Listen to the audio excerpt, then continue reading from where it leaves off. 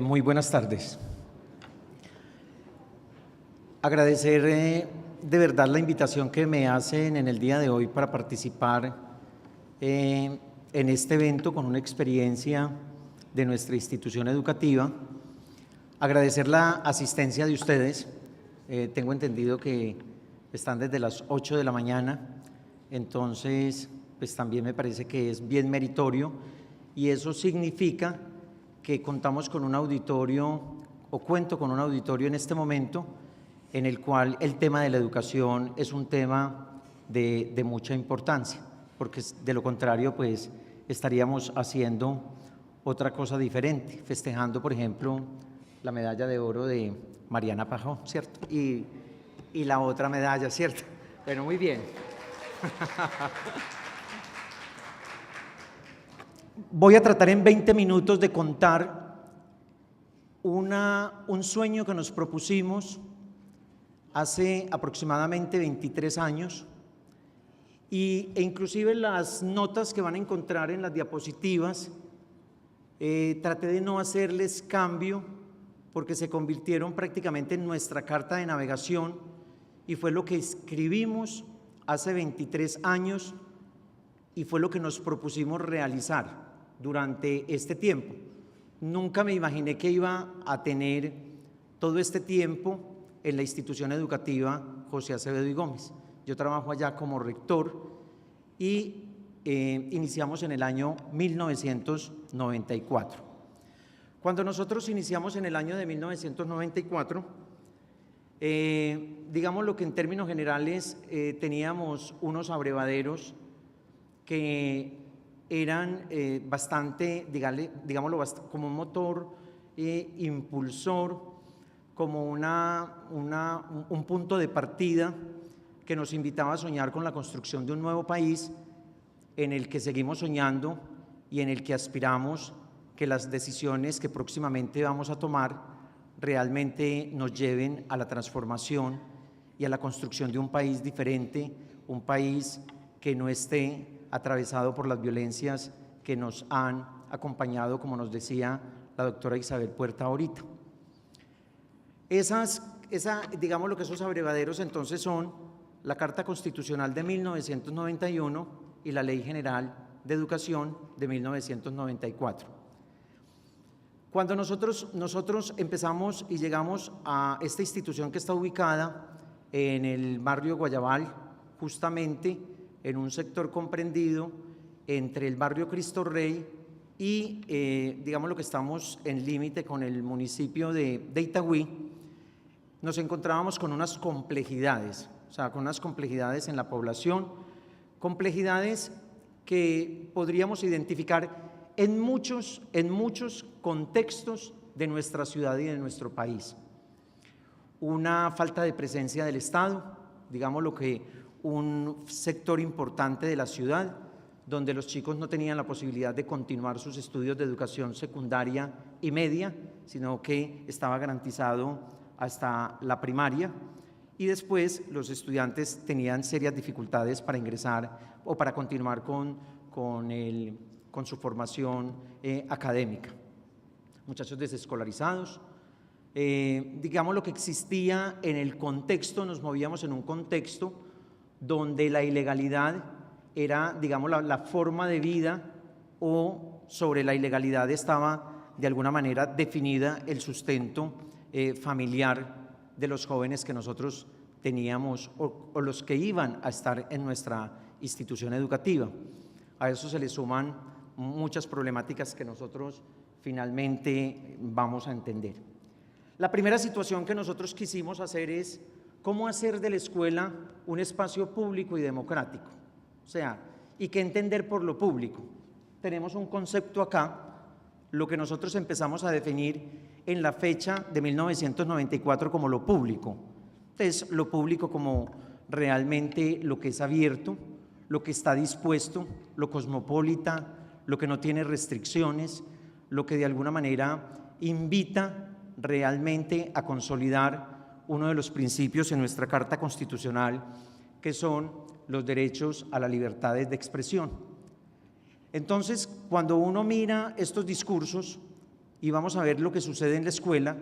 lo que nos encontramos realmente es que la escuela no es por excelencia. Escuchamos a las dos ponentes, no tuve la oportunidad de estar en la mañana, pero las dos personas que me antecedieron en la presentación nos hablan sobre unas dificultades que tiene la escuela, o sea, lo que realmente sucede en la escuela como espacio para el castigo, la escuela de pronto donde esas relaciones de vínculo y de alteridad son débiles, en algunas ocasiones no aparecen, y eso no es simple y llanamente la escuela, sino que eso está realmente representado en unas relaciones maestro-alumno. O sea, habría que mirar realmente cuál es el concepto que tenemos los maestros, o cómo sentimos los maestros a nuestros estudiantes y cómo nos sienten los estudiantes a nosotros, porque también las relaciones en un doble sentido. Entonces, definimos lo público como esto, como este concepto que no lo voy a definir, sino que simple y llanamente ustedes lo tienen ahí. Cuando nosotros empezamos entonces a mirar el tema de las restricciones y con las complejidades que nosotros, puedes pasar, las complejidades que nosotros empezamos, digamos las características de estos tres estudiantes, nosotros comprendimos en 1994 que teníamos que tener una escuela diferente, que si teníamos una escuela que inicialmente iba a abrir las puertas para que ingresaran los estudiantes, luego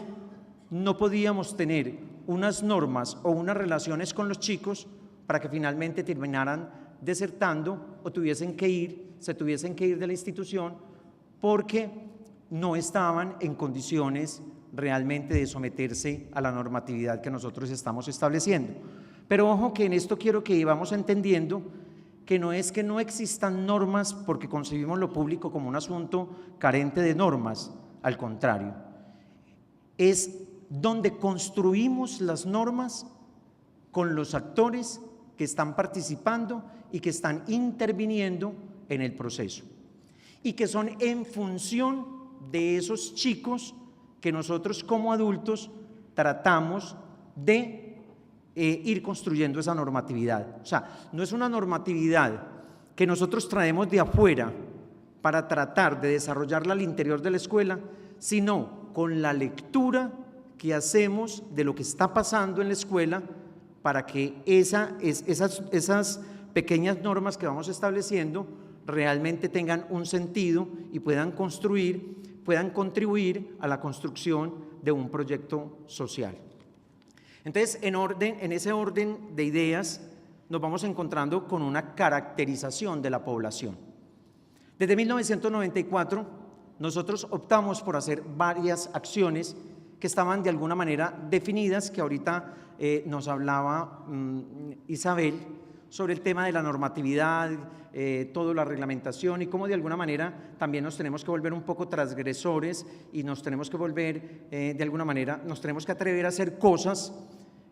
para hacer de la escuela realmente un espacio diferente. Nosotros, por ejemplo, desde esa ocasión nos negamos a hacer las fichas de seguimiento y a hacer guías observadores de estudiantes. Quisimos no volver a registrar en ningún medio escrito las actuaciones de los chicos, porque le quisimos dar un valor a la palabra. O sea, no podíamos poner una ficha de seguimiento o un cuaderno por encima de la relación entre un maestro y un estudiante. Entonces, la primera situación desde 1994 nos atrevimos a hablar de una educación inclusiva como un espacio público y democrático, y entendiendo inclusivo no solo en la dimensión de intervenir o trabajar con necesidades educativas especiales, sino inclusivo porque estaba en condiciones de atender cualquier situación de cualquier sujeto que llegara a la institución educativa. Inclusive les quiero decir que 20 y tantos años después me estoy negando a ponerle a la educación apellidos. Yo pienso que, o sea, la construcción hacia la que vamos es, no queremos seguir hablando de educación ni inclusiva, ni educación para la diversidad, ni educación, sino la educación como simple y llanamente debe de ser, como el lugar, o una escuela como el lugar en donde todos los chicos, sin ninguna diferencia, deberían de estar. porque es la pregunta que nos hicimos en ese instante y que me sigo haciendo porque hemos tenido retos y ha habido algunas situaciones frente a las que nos queda muy difícil hacer una intervención eficaz, porque también voy a plantear los obstáculos que tenemos para hacer realmente de la escuela, para que la escuela pueda cumplir un papel eficaz. Les decía entonces que haciendo la caracterización de esos estudiantes tuvimos que flexibilizar el currículo. Nos dimos cuenta que teníamos unos chicos con unos problemas, con unas adicciones, con unos consumos de drogas psicoactivas que les impedían concentrarse por periodos muy largos. Eso implicaba entonces que tuviésemos unas clases de unas duraciones más cortas, que estuviésemos haciendo cambios permanentes de la actividad que se estaba desarrollando con los estudiantes, que pudiésemos tener actividades diversas y que los tiempos los pudiéramos manejar de manera, digámoslo, más concreta, más corta. Como le estábamos apuntando a las libertades de expresión, consideramos que una de las principales libertades de expresión tienen que ver con lo que nuestro cuerpo representa y con lo que de alguna manera somos. Nosotros no creemos que el uniforme en una institución educativa haga aportes significativos. Nosotros nos atrevimos desde hace muchos años a decirles a nuestros estudiantes: nosotros no tenemos problemas para recibirlos con sus trajes, con la vestimenta que tienen, con lo que ustedes viven, con lo que en la casa tienen. A pesar de que hay un uniforme, nosotros consideramos que los chicos tienen derecho a expresarse y derecho a manifestarse, y que cuando nosotros tenemos esa obsesión tan irracional, y me disculpan el término, con los uniformes, en los que de alguna manera, por sacar adelante una presentación personal, rompemos con ese vínculo que nos estaba hablando, nos hablaban ahorita, y digo que rompe con ese vínculo porque no tiene sentido estar esperando a los estudiantes a la entrada de la institución y devolverlos porque traen un saco de color distinto, pese a que esté lloviendo, pese a que no tenga otra cosa que ponerse, y simple y llanamente tomamos la decisión y no nos importa escuchar lo que está pasando con la vida de ese sujeto o lo que ese sujeto en ese momento está sintiendo. Entonces, digamos lo que nosotros empezamos a mirar y empezamos a transformar la forma de relacionarnos con los estudiantes. Y vuelvo y les digo, entonces, en términos de hacer de la escuela realmente un espacio más democrático, consideramos el diálogo y la comunicación como un factor importante. En términos de eso, nosotros también entonces empezamos a plantear dentro del currículo, bueno, hay que decir varias cosas. Ustedes me dirán cómo lograr, ahorita hablando de pronto con Isabel, me preguntaba Isabel, ¿cómo logras hacer toda la transformación con el equipo de maestros? Digamos lo que en ese sentido hay que tener un espacio de formación y de discusión con los maestros de manera permanente, porque nosotros somos el resultado, todos los que estamos sentados aquí, o creo que los que hacemos parte de este auditorio, espero que haya varias excepciones, nosotros somos el resultado de una escuela que fue, digámoslo, no incluyente,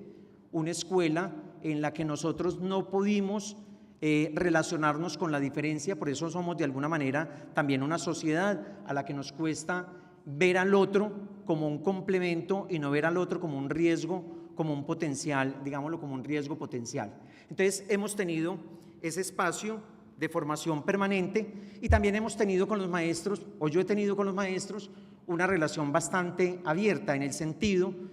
que si el modelo no satisface sus expectativas, si el modelo le genera estrés, si el modelo no hace parte de su proyecto profesional, pues también el maestro tiene la oportunidad de desarrollar la actividad en otro espacio diferente al espacio con el que nosotros tenemos en la institución educativa, porque me parece también que es muy sano. O sea, si hemos de tener una persona que durante todo el tiempo no desea participar, considera que todo este tipo de acciones que nosotros venimos realizando se convierten en un riesgo, también yo pienso que por la salud mental del maestro y por garantizar un proyecto, que un proyecto y una propuesta pueda tener un relativo éxito, digámoslo así, pues también se pueden analizar esas situaciones, las conversamos y llegamos a acuerdos comunes. Para todo el auditorio hay que decir una cosa: esto no se hace contra los maestros. Yo le decía y sigo insistiendo en toda esta discusión de país que se viene dando, que es bien interesante. Ojalá en el país pudiésemos participar en mayores debates, o sea, pero en debates reales donde podamos expresar, manifestar, llegar, digámoslo, si no a consensos, al menos a acuerdos. Me parece que lo que le hace falta al país es hablar más sobre el proyecto educativo de país, sobre la responsabilidad que no tiene exclusivamente la escuela, sino que es una responsabilidad de todos los actores, del sector privado, del sector público, de empresarios, padres de familia, para que podamos realmente construir un proyecto educativo que nos permita reconocer realmente, reconocernos como seres humanos y reconocernos realmente bajo una propuesta educativa. Entonces, cuando uno mira el debate que hay en términos de país con respecto al tema de los manuales de convivencia, uno lo que analiza a partir de ahí es que nosotros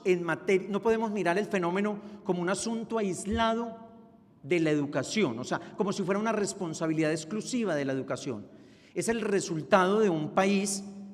inequitativo. Nosotros vemos los índices de inequidad, índices de injusticia social, índices de injusticia, de todo lo que usted quiera, y vemos que el país realmente está bombardeado por toda esa serie de dificultades que se quiere resolver de alguna manera con un tema o con un asunto de manuales de convivencia, cuando el asunto es estructural. O sea, habría que mirar todo lo que está pasando en el país para mirar desde la educación cómo la educación aportaría a que realmente trabajáramos en función de. Finalmente les quiero decir, yo soy pues no he podido decir mucho, yo me siento inclusive en esta presentación que estoy diciendo un montón de cosas como medianamente sueltas. No he seguido como mucho la presentación, pues por el factor un poco de tiempo, y vuelvo y les digo, por toda la incidencia que ha tenido el proyecto a nivel institucional. Yo soy un convencido: una escuela que no genere vínculo no está haciendo absolutamente nada. El vínculo es esa relación que nosotros, los maestros, logramos establecer con nuestros estudiantes, para que los estudiantes se sientan en un nivel, tengan confianza, puedan expresarnos las situaciones problemáticas, para que los estudiantes nos puedan expresar sus emociones, sus sentimientos, y para que nosotros de alguna manera podamos contribuir en la construcción de esos proyectos. Nosotros hacemos modificaciones de manera permanente. Una de las grandes modificaciones que hicimos ahorita es, nosotros a nivel institucional hicimos un cambio en las direcciones de grupo este año. Nosotros no tenemos direcciones de grupo. Lo que hicimos fue lo siguiente, les cuento así como para decir y para contarles simples detalles, cómo cambian la manera de relacionarnos y la manera en que los chicos se sienten en la escuela, o sea, cómo los podemos hacer que la escuela sea un espacio más agradable para ellos. Nosotros, todos los directivos, 34 maestros de bachillerato, 4 coordinadoras, un rector, 3 psicólogas, reunimos todos los estudiantes en un auditorio como estamos reunidos nosotros acá hoy, nos presentamos, les dijimos quiénes somos, porque no todos los profesores dictan sus materias en todos los cursos, de sexto a 11, nos presentamos, les dijimos qué hemos estudiado, de qué nos gusta hablar, quiénes somos, y con qué soñamos. Los chicos, después de escucharnos en una plataforma virtual, iban y se inscribían con una de las personas que escucharon y con las que quería que esa persona fuera su tutor o su acompañante, digámoslo, en términos de su proyecto de vida escolar, digámoslo ahí. Nos tocaban aproximadamente de a 17 estudiantes. Cada uno de nosotros quedamos con 17 estudiantes porque la página se iba cerrando a medida de que ajustábamos un número para evitar que algunos compañeros se fuesen a llenar de muchos, porque sabemos que hay profesores con excelentes relaciones y muchachos que son muy bien aceptados y otros que no son tanto. Y nos reunimos todos los miércoles de 10 a 11, nosotros todos, personal directivo, docentes, nos reunimos con nuestros estudiantes para hablar de esas cosas que les dijimos que nos gusta hablar, pero también para hablar con los estudiantes sobre lo que ha sido su experiencia o lo que ha sucedido durante esos días en asuntos relacionados con lo académico, la vida escolar, y entonces se cambia la dirección, una dirección inquisitiva, una dirección, digámoslo, para poner quejas, se cambia en una relación más de acompañamiento, en una relación, digámoslo, más, y además se genera un vínculo. Yo se los digo en mi experiencia personal, es muy satisfactorio encontrarme con los chicos que me eligieron, o sea, tan rico encontrarme con ellos porque ellos me eligieron a mí. Entonces siempre está la pregunta, ¿por qué me eligieron? Entonces se desarrolla una relación y lo que hemos visto en estos días es que el nivel de responsabilidad, porque tenemos solo 2 normas en nuestros manuales de convivencia, no tenemos más cosas, nuestro manual de convivencia no tiene sino dos asuntos para trabajar. Jaime, Respeto, te toca. ya voy a terminar, Sí. Respeto y trabajo. Solo trabajamos, miramos esos 2 aspectos. Cuando nos sentamos con un chico, nos sentamos a conversar sobre esos 2 temas, cómo van las relaciones de respeto y trabajo. Para terminar, el proyecto ha evolucionado tanto, la institución ha evolucionado tanto, nosotros hemos evolucionado tanto, yo he evolucionado tanto, que finalmente el sueño durante estos 23 años fue lograr cambiar la metodología o la forma en que los chicos aprenden. Y no hay que inventar nada, está escrito, hay una metodología que se llama Aprendizaje Basado en Proyectos, ABP. Les cuento finalmente que me siento muy satisfecho, creí que me iba a ir de la educación sin ver consolidado como ese sueño, porque una cosa es hablar de una metodología, quererla implementar, pero otra cosa también es hablar de todas esas barreras que tenemos en términos de tiempo, en términos de talento humano, etcétera, etcétera. Por esas coincidencias logré asistir a un evento con el Parque Explora y ellos nos estaban presentando la metodología. Es una cosa bien sorprendente.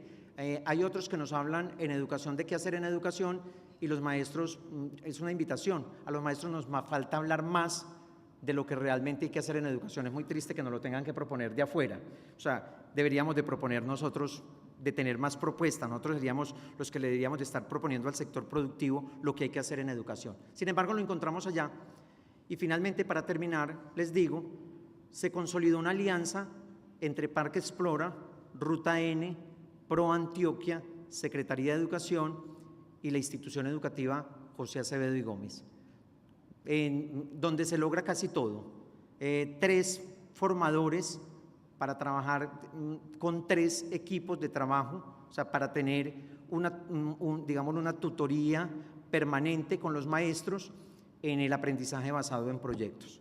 Se logró que nombraran una persona para trabajar con nosotros en toda la reestructuración del proyecto educativo institucional. Y se logró que nombraran un investigador, todas estas personas son de tiempo completo, desde estas organizaciones, para un investigador, una persona experta en investigación, para sistematizar todo el proceso. Además, la alianza incluye hacer todas las reformas en términos de infraestructura, dotación de mobiliario, para que la institución se convierta en un pilotaje sobre una experiencia que viene de High Tech High, Estados Unidos, el tema es Steam Maker. Entonces, de esta manera les digo, pues después de todo este proceso, después de haber trabajado con todas las dificultades, sin excluir a nadie, aquí lo importante es, yo pienso que no hay que echar los muchachos, no hay que sacar las personas que tienen problemas de consumo de drogas psicotrópicas, antes hay que abrirles, hay que abrir las puertas, hay que decirles que hay otras posibilidades. Entonces, les digo así, con mucha alegría, yo diría que sería como lo a compartir realmente hoy, que después de 23 años logran romperse una cantidad de obstáculos para poder hacer que una experiencia realmente se logre consolidar. Porque en educación no se hace nada si realmente eso no se hace en el aula de clase. Ahí queda la página web del colegio. Les agradezco mucho y me disculpan que me haya pasado unos minutos.